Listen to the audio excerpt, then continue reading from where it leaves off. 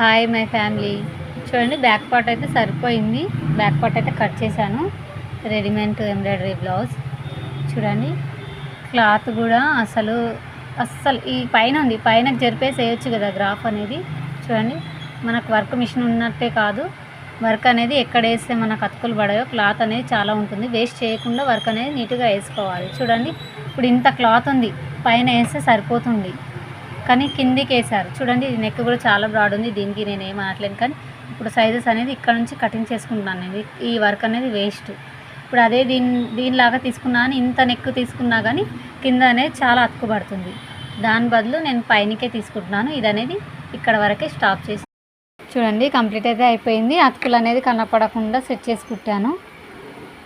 ఇలా లోపలికి కొంచెం ఫినిషింగ్ అయితే అయిపోయింది బ్లౌజు.